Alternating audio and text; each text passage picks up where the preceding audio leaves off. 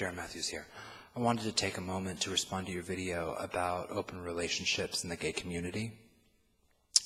I think that first and foremost, it's very important when you look at these issues to remember that monogamy in and of itself is a Christian concept. There was a time when we had harems. So homosexuals as a people who have been rejected by Christianity, we have to look inside ourselves to find the answers to spirituality, ethics, morality, appropriate human behavior, etc.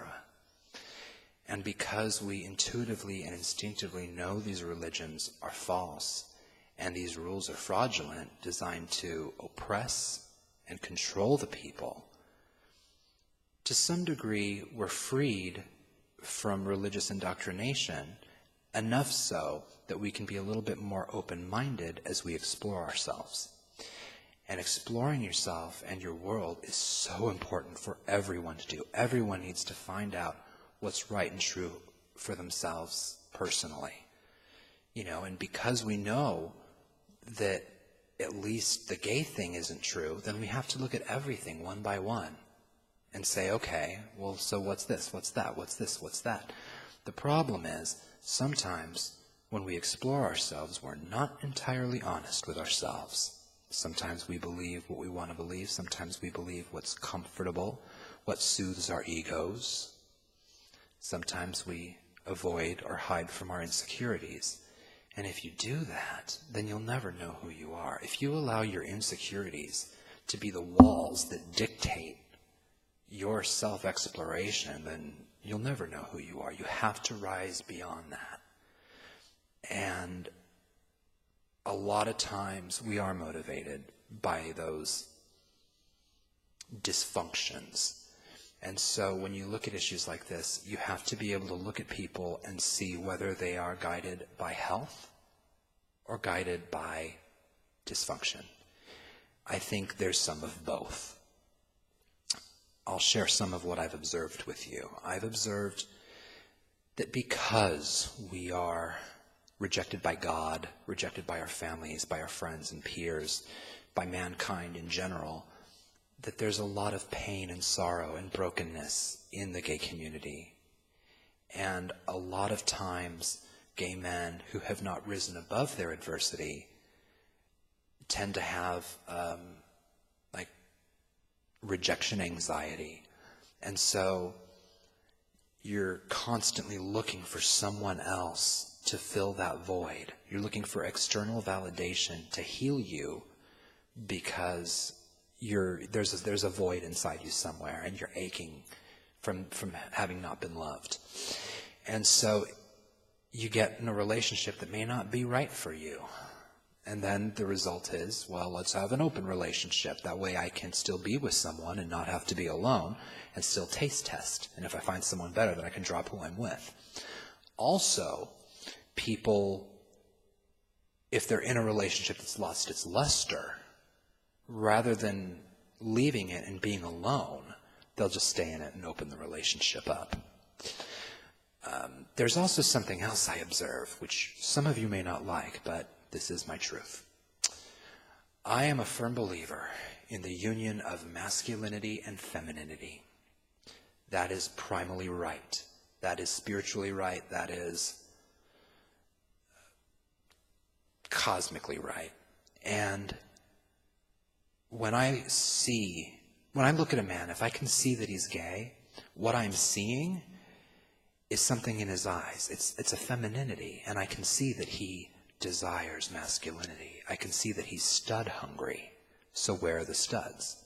The studs are at home with their wives living a lie, because the sad truth is, even now, if a man can get away with saying he's straight, he will. And he'll live a lie for his whole life, repressing his love and his nature and being a fraud, because deep down he thinks that's less painful than facing up to the truth. Because being gay is so shamed, and because being gay is so emasculating, and being a man is so important to this culture, even though it's meaningless in reality. But that femininity hating trickles down, and it taints everything, even in our community. When you walk into a bar, the images of men that are plastered as the ideal of beauty up on the walls are always that of the muscular, masculine, straight male. Why? Why is everyone going to the gym to butch up and get those muscles and look like a heterosexual? Why is everyone looking for straight acting? Why do we want to look like our persecutors? That's a topic for a whole other video, so moving on. But the way this incorporates to what I'm talking about is, so what we end up with is this community of bottoms with no tops. And so what ends up happening is, out of desperation and loneliness, the bottoms hook up together and call it a relationship, but they can't really fulfill each other sexually, so they leave it open so that should one of them ever meet a man that can fulfill them sexually, they can be with him. You know, and it's just another example of being with someone that's not right for you to avoid being alone. I personally believe that everyone needs to spend about 3 to 5 years by themselves as an adult, on your own, empowering yourself, cultivating yourself as an individual, because that's what it's all about. And it's all about being whole. I haven't dated in about 8 years, and I'm fine. I haven't met a man that I want to date, is why. If I met a man I want to date, I'd date him. But I haven't, and I'm okay being alone. I'm a grown-up. I don't need a man. I don't need external validation. There is one other issue I want to bring up, and I can't remember what it is. Okay, well, let's see. Monogamy. Oh, okay. Sex. If you've ever had sex with someone that you were in love with, it's kind of like lying naked before God, because all of you is present, all of you is exposed and raw, and they see through all of you because they know you deeply. And the kind of intimacy and the kind of erotic rapture you have with them is a whole other level.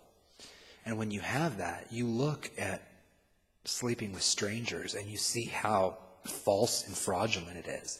Basically, you know, you're getting off on the role they play in society, or you're stroking your ego, or, you know, one of these other ridiculous things. But on the flip side of that, sometimes it can be hot to take a walk on the wild side. You know, so if you want to do that, do that.